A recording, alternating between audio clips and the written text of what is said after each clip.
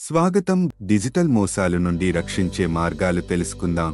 మనకు తెలియకుండానే మనకు హాని కలిగించే డిజిటల్ ప్రపంచంలోని ప్రమాదాల గురించి ఈరోజు మేము మీకు తెలియజేస్తాము. ఈ సమాచారం జాగ్రత్తగా వినండి మరియు మీ భద్రత కోసం ఈ జాగ్రత్తలు పాటించండి.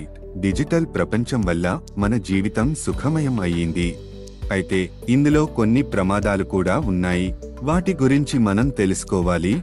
డిజిటల్ మోసం అంటే ఏమిటి?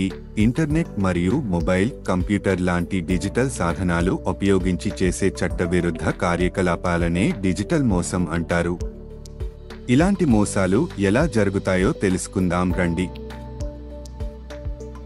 ఫిషింగ్, నకిలీ ఇమెయిల్ లేదా ఎస్ఎంఎస్ పంపడం ద్వారా మీ వ్యక్తిగత లేదా ప్రత్యేక సమాచారం దొంగిలించే టెక్నిక్ ఇది.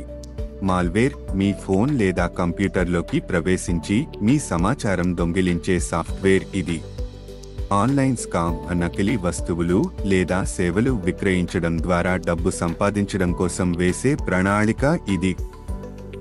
సోషల్ ఇంజనీరింగ్ మిమ్మల్ని మోసగించడం మరియు ఏమార్చడం ద్వారా మీ వ్యక్తిగత సమాచారం దోపిడీ చేసేందుకు చేసే ప్రయత్నం ఇది. మనం ఇప్పుడు ఆధారాధారిత చెల్లింపు వ్యవస్థ ఏపీఎస్ మీద ప్రత్యేకించి దృష్టి సారించనున్నాం.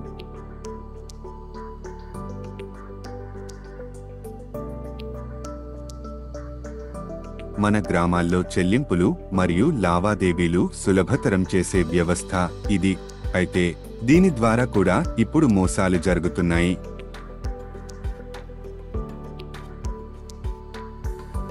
హలో అక్క, నేను బ్యాంక్ నుండి వచ్చాను. మీ అకౌంట్ తనిఖీ చేయాలనుకుంటున్నాను.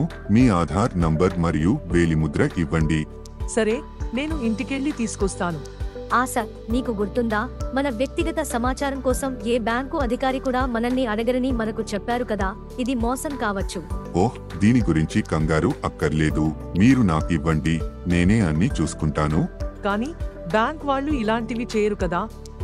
ఓహ్, పర్లేదు అక్క, నేను బయలుదేరుతాను. అర్థమైందా ఏ విధంగా మోసం చేస్తున్నారో? గీత, నువ్వు సరైన సమయంలో విషయం చెప్పడం మంచిదైంది. ఇంతకీ ఈ మోసగాళ్లు మన సమాచారాన్ని ఎలా దుర్వినియోగం చేస్తారో చెబుతావా? నిజానికి ఇలాంటి మోసాలు అనేక మార్గాల్లో చేస్తుంటారు. నేను నీకు కొన్ని ఉదాహరణలు చెబుతాను.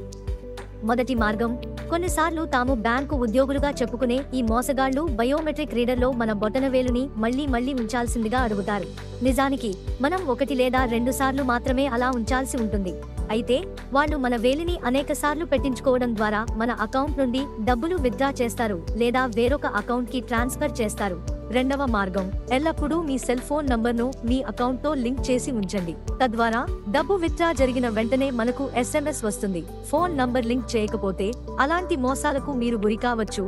మూడవ మార్గం, మనం స్కీమ్లో నమోదు చేసుకునే సమయంలో కొందరు మోసగాళ్లు మన బొటనవేలి ముద్రను మృదువైన రబ్బరు లేదా క్యాండిల్ మైనం లాంటి వాటి మీద వేయించుకుంటారు. ఆ తర్వాత ఆ ముద్ర ఉపయోగించి మోసానికి పాల్పడతారు.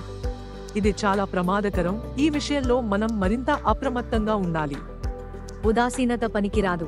మన వ్యక్తిగత సమాచారం ఎవరికీ ఇవ్వకూడదని మనం ఎల్లప్పుడూ గుర్తుంచుకోవాలి మరియు ఎవరైనా అలా చేయడం చూస్తే వెంటనే బ్యాంకును సంప్రదించాలి. డిజిటల్ మోసం నుండి మనం ఎలా అప్రమత్తంగా ఉండాలో మరియు మనల్ని మనం ఎలా రక్షించుకోవచ్చో మీరు చూశారు. కొన్ని కీలక భద్రతా చర్యల పట్ల మనం శ్రద్ధ వహించాలి. ఆధార్ నంబర్, పిన్ లేదా పాస్వర్డ్ లాంటి మీ వ్యక్తిగత సమాచారం ఎవరికీ చెప్పకండి. తెలియని లింక్లు లేదా మెసేజ్ల మీద క్లిక్ చేయకండి. మీ సెల్ ఫోన్ నంబర్ను ఎల్లప్పుడూ బ్యాంక్ అకౌంట్తో లింక్ చేసి ఉంచండి. ఎవరైనా అనుమానాస్పదంగా కనిపిస్తే వెంటనే స్థానిక బ్యాంకును సంప్రదించండి. దీని గురించి ఎల్లప్పుడూ జాగ్రత్తగా ఉండండి మరియు మీ కుటుంబ సభ్యులు మరియు స్నేహితులను కూడా అప్రమత్తం చేయండి. అప్రమత్తతే భద్రత అని గుర్తుంచుకోండి. ధన్యవాదాలు మరియు జాగ్రత్తగా ఉండండి.